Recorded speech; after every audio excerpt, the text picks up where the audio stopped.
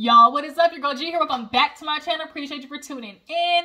Y'all know what time it is. Love and Marriage DC. We have a whole new season, you guys. So glad that Love and Marriage Huntsville is over, y'all. We was definitely getting burnt out on that. So we got some new people, you know, new drama. This first episode definitely delivered. We just got so much to talk about this first episode. We are watching the two Jamies, you know, basically go at it with each other. And it's honestly, what we're looking at is literally the epitome of generational trauma. When they say generational trauma in black men, put Jamie, both the Jamie's faces literally right there under that, because this was just sad, y'all. Above anything else, like, it was just sad watching that, because you truly do see a young man hurting and in a way really asking for help, although he's not saying like, I need help. Mentally, that's where he needs the help. It's not the, you know what, we'll get into it, you know, when we get into the review. But nonetheless, you guys, we got Ashley, you know, doing the damn thing. She said, I'm gonna get my check, okay? I'm gonna get this check.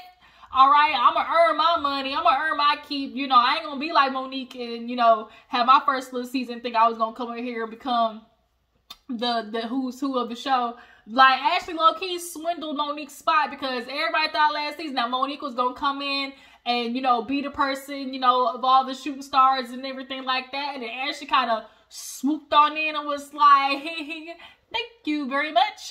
I'll take that from you. And now she got the baton, and bitch, she is running with it, okay? So, let's go ahead and get into this episode, you guys. If you're new to my channel, appreciate you for tuning in. Go ahead and hit that subscribe button. You know what to do. Drop down in the comments. Let me know that you stopped by. Hit that thumbs up, you guys. We're shooting on our way to 3K, all right? So we open up the episode with Arena and Ashley. Y'all know they're, you know, getting to be good friends. I love Ashley's confessional looks, Arena's confessional looks, super cute. You know, as far as the fashions and looks go, actually both of them do very, very good. We know Arena's always going to dress to the nines, because just like the Intuitive said last season, she's all about, you know, perception. She's all about making it look good. So Arena's always gonna look dressed to the nines, and Ashley, she gonna dress up because bitch, she got a body, yada yada yada yada yada yada, and she gonna dress it up, okay? So Arena, Ashley come in, they basically, you know, just chit chat, talking, catching up, and of course it starts with Monique and Chris, what they up to, and they hearing about you know, everything. They're kind of like going back and forth in between the scenes of Ashley and Arena and DJ Quick at the radio show. And, you know, his host is doing like the dirty deets or whatever, and brings up the fact that Monique and Chris, you know, possibly are getting a divorce. And of course, Quick is like, man, look, I ain't gonna say I believe anything until I talk to my man myself, until I, you know, hear from their own mouth.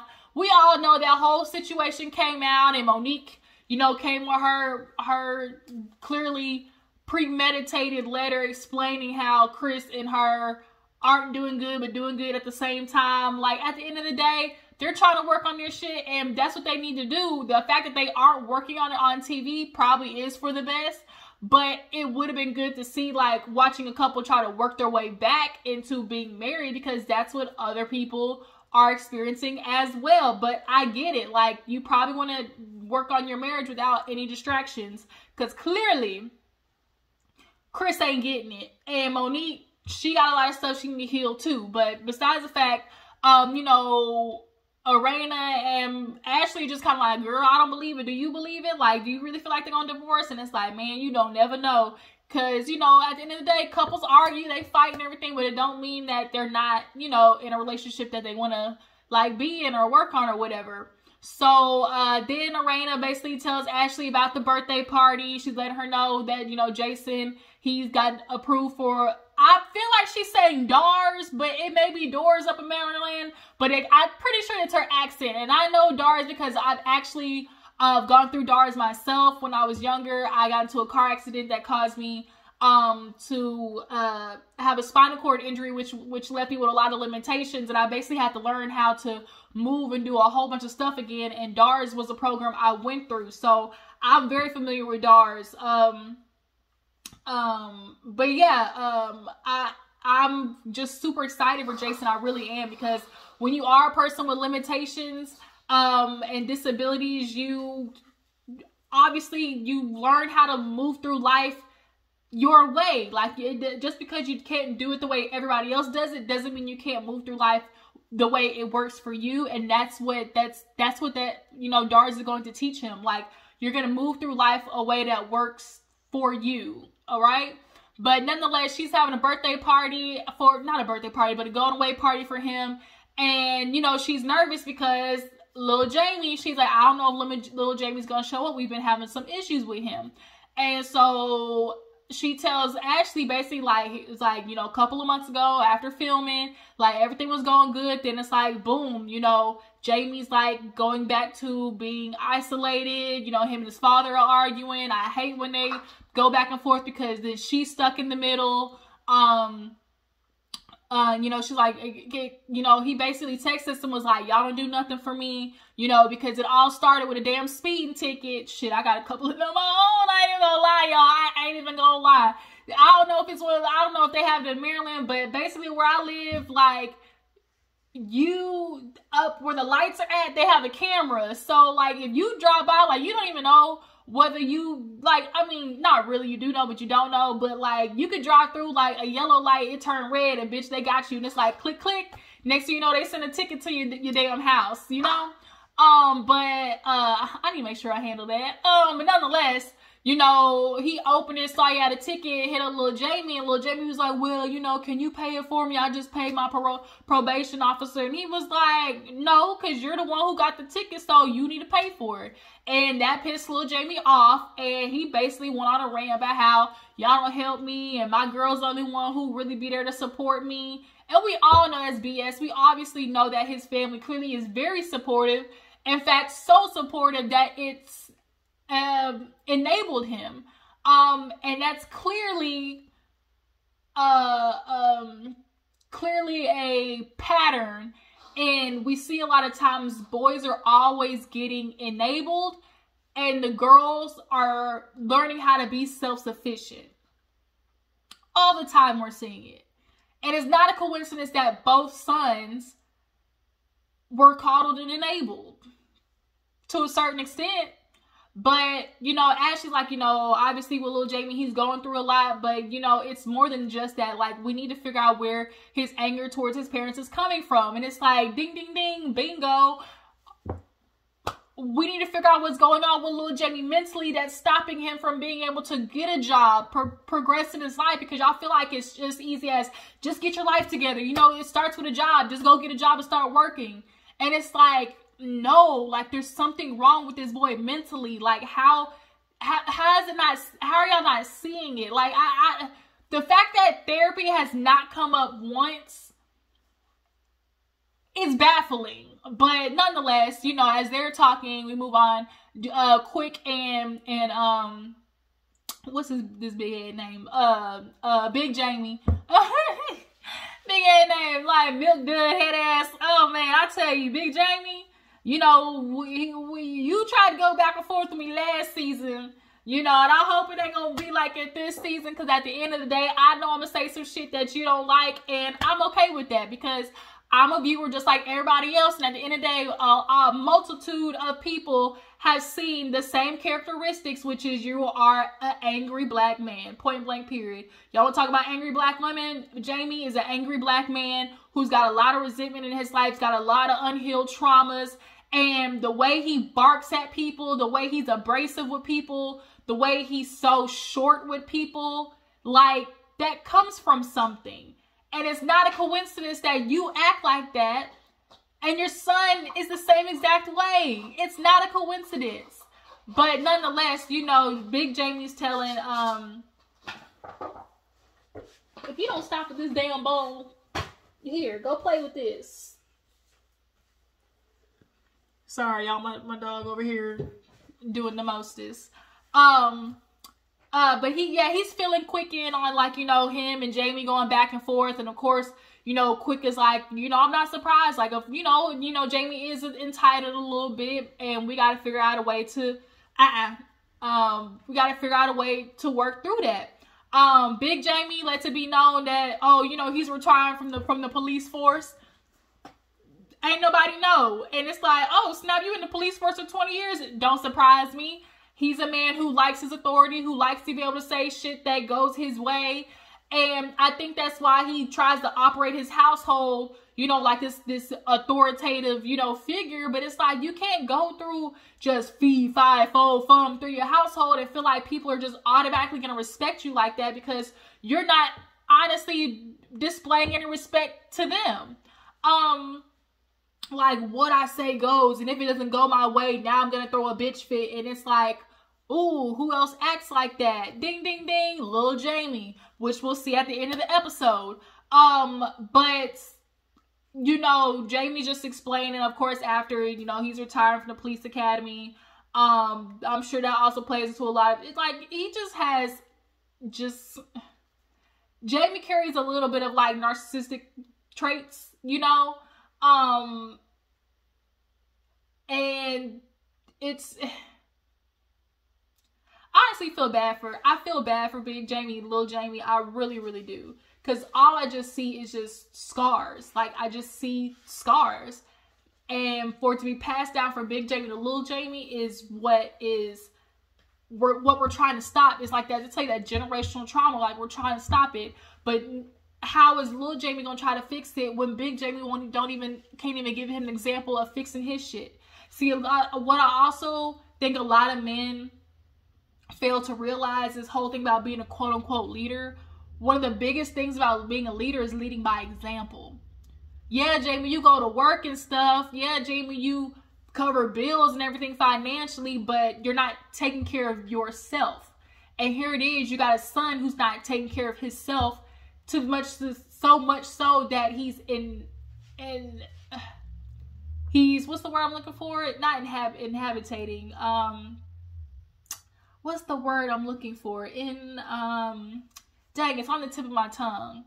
That is basically giving him the inability to move forward. Like, he's suffering. But yeah, nonetheless, DJ Quick and Jamie, they was talking about everything, and DJ Quick is just like, damn, like, I really hope, like, he can get it together at the end of the day, because, you know, Jamie's feeling some type of way, like, oh, he said I never did nothing for him, and that's just so crazy. So we move on. We see, what did happen in the next scene? Oh, Joi and Clifton, you guys. Joi and Clifton, they are the new additions to the show. Looking like a good choice, Carlos. Looking like a good choice. We see them. They got this big ass house, y'all. That's a nice house. A nice ass house. It's just them. I think Clifton's sons are younger. Are they like, I can't remember if he said 20 and 14 or 14 and something like that. I don't know. Nonetheless, you know, they're a new addition. They clearly lovey-dovey with each other. They showing us how they get down, Boots, how he be breaking her bike in, so much so they broke the bed. She busting it wide, spread it open, hopping on the dick and doing a full split. Hey. That's what all they showing us right now. I guess they still, you know, in the lovey-dovey stage. Y'all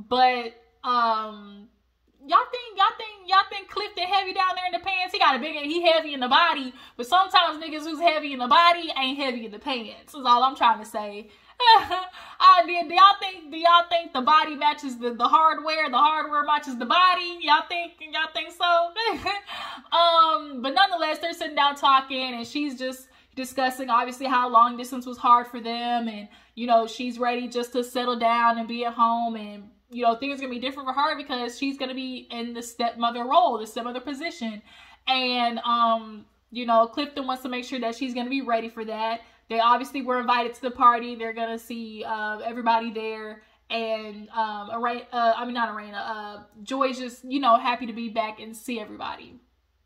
So it's the day of the party. You know, everybody is, no, I'm missing a scene. So Quick and Ashley. So Quick, he obviously back busy. He took off a little bit. Like, when I tell you a little bit, Ashley was like, yeah, he took off like a little bit, like a teeny tiny bit. But now he's back at work, busier than ever. But so is Ashley too. So now it's like their schedules are just going to be running in circles. But they're sitting down basically to talk about how he feels Ashley is coddling his son.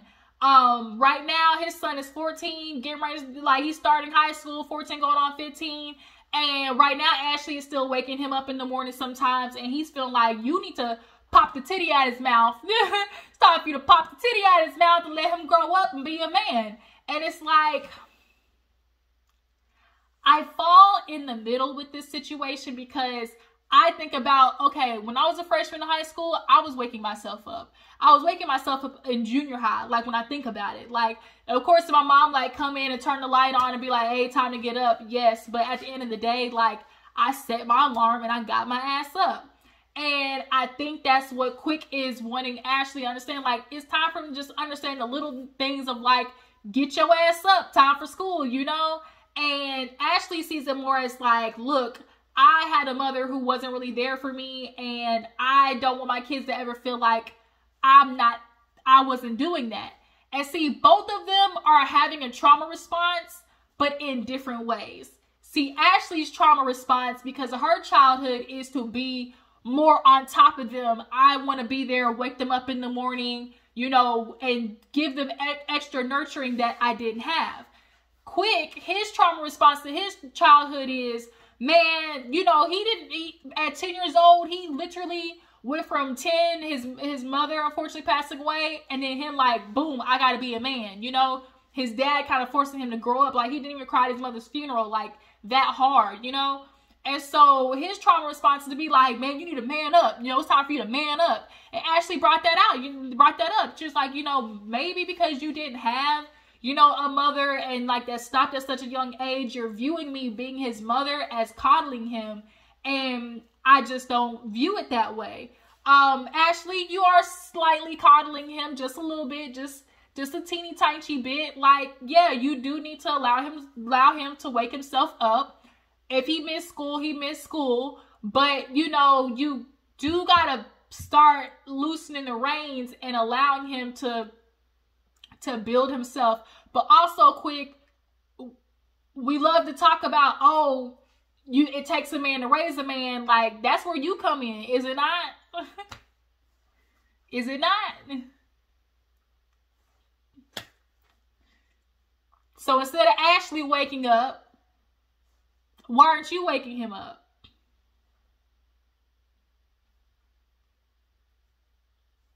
I digress. But yeah, they obviously ooh, sorry, y'all, I'm coughing. This damn fur from my hoodie getting caught in my throat area, my throat chakra.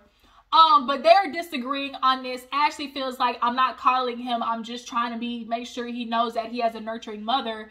And Quick is like, yeah, you nurturing him, but why the fuck can't my son get up on his own? And it's like, these are conversations that you need to be having with your son, Quick. But yeah, now he got to go to work. So back to the day of the party. Everybody's showing up. Raina, she got the sister catering. She's gonna have like her brother-in-law. He's doing like the art for Jayson or whatever. So everybody's showing up. Everybody's dressed up nice, looking cute. And Raina, Ashley, Joi, Clifton, everybody's there. We got Raina and Jamie, of course, like, where Jamie at? He better be here. Like, why he not here? You know, he better show up. You know, he at least better be here for his brother. If he get here, though, we gonna talk about these text messages, or as Jamie said, these texts. Yeah, you know, there's certain people and they go like them texts. We're gonna talk about them texts. But we see the ladies sit down. They come in and sit down, and Joi basically brings up how she was invited to be on like a kind of a panel. And on this panel, she's like, yeah, you know, they wanted me to talk to single moms about being ready to love. And Ashley's like, but you're not a mother. Like, I'm confused. Like, do they know you're not a mom? And she's like, yeah. And she was like, so how are you supposed to talk to single moms about dating? And she's like, no, like, Joi is trying to reiterate to her, like, no, it's more about like the ready to love part, you know? And so I don't know what the name of her friend was, but she was like, you know, I was a single mother myself, and so I feel like there's like a relatability, because at the end of the day, yeah, you can be ready to love, but it's different when you are ready to love, but you have somebody else you have to think about, and your first concern is always, you know, gonna be your child. And so Ashley and that girl kind of low-key was tag teaming Joi. Arena was like, shit, I don't even know why we talking about this in the first place. And she's noticing, you know, Clifton's body language. And so Clifton low-key kind of like stood up for Joi and was like, well, you gonna do a good job anyways, baby. You know, you gonna rock this shit out. She's like, and I will. And I will. But Ashley, I mean, y'all drop down in the comments. Is Joi not the person who could talk to single mothers about being single mothers ready to love? Like, do you have to be a single mother to talk about single mothers being ready to love? Like, because Ashley, you know, she's like, I'm married and I wouldn't talk to single mothers about being ready to love. And it's like, I don't feel like I need to necessarily be a mom to understand, you know, or try to empathize or like try to be understanding of a mother who's like, hey, I want to date, but I got to make sure this person comes in and is on their P's and Q's because I have a child to think about, you know? And I can be single and not a mother and understand like that is a priority. Like, I don't need to be a mom to understand like when you're dating, your child should be your first priority. So y'all drop down in the comments, do you need to be a single mother to talk about being ready to love as a single mother? But everybody's back to partying and whatnot, and Jamie, he looking around, and guess who walk in? You know, I tell you, that little nigga look like Jamie, but with dreads. Little Jamie is big Jamie, but with dreads, okay? So they walk Jayson in, everybody's partying and whatnot. They introduce him and, you know, of course, give their little beautiful speeches and whatnot. And they show the piece of art. And, you know, they're just super excited, super emotional. And, of course, Arena's going to have a hard time letting them go. And little Jamie, he's like, shit, I'm ready for my brother. You know, he dap him up like, hey, like, go out there, you know, do good, son. Like, at the end of the day, you know, he is in his 20s and he kind of is getting a late start on being independent, even with a disability. So, you know, I'm just super proud of Jayson. I love the fact that, you know, they're offering a different perspective on the show. We don't see a lot of people living with disabilities and just showing how to be able to live on TV. So, like, I just really appreciate that vulnerability with their family. But little Jamie, you know, he's like, man, you know my past, right? You know, and you know not to do that, right? And he's like, nah. He was like, nigga, you supposed to say right. Everyone was laughing and stuff. And so he just like said congratulations. And Jayson said something about like, oh yeah, I hope you get a job or some shit like that. And I was like, uh-oh. I don't know. I don't think he meant it in a bad way, but it's like, nigga, you get a job, a J-O-B, okay? So of course, big Jamie pulled little Jamie to outside and he get the shit started. His delivery, like the sister said, because they were talking to the sister like, oh, did you see the text message? And she agreed, like, little Jamie is spoiled as fuck. Like, he is entitled and he's been coddled, but the delivery from Jamie is not helping.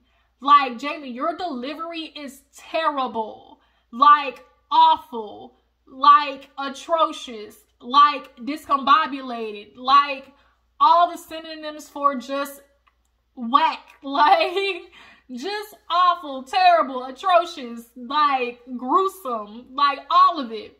But nonetheless, they out on the balcony and he was like, look, you need to explain to me this text message because you really feel like we don't do nothing.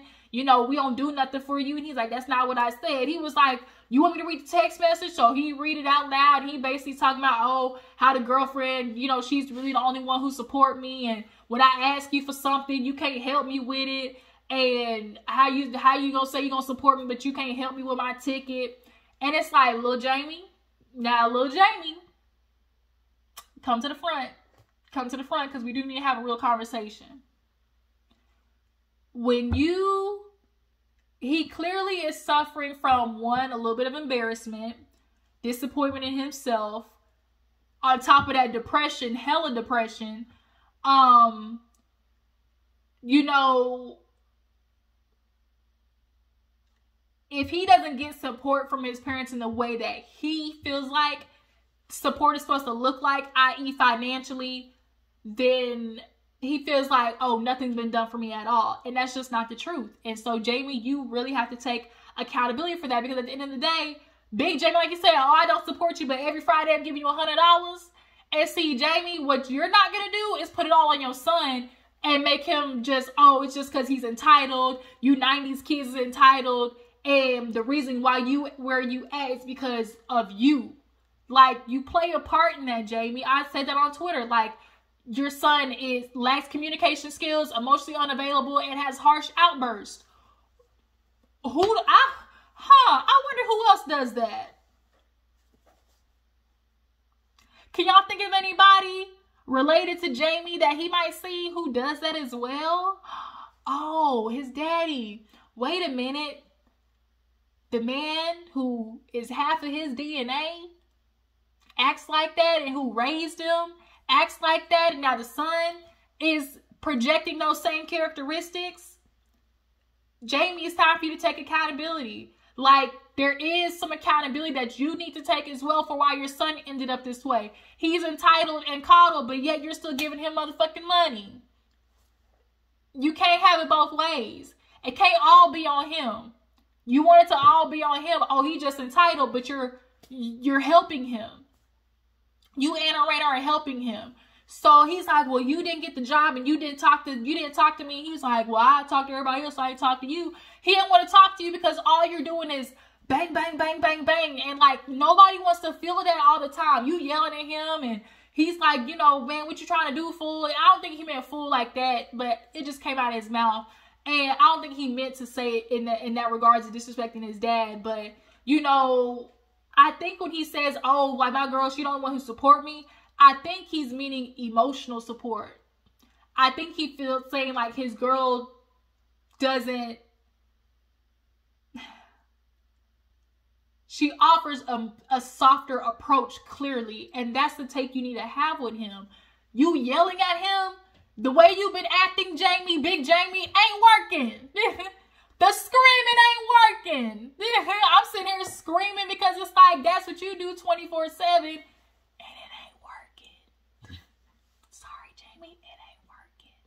So, little Jamie, Big Jamie ain't working. So, little Jamie, he's now upset, all hopped up on Mountain Dew.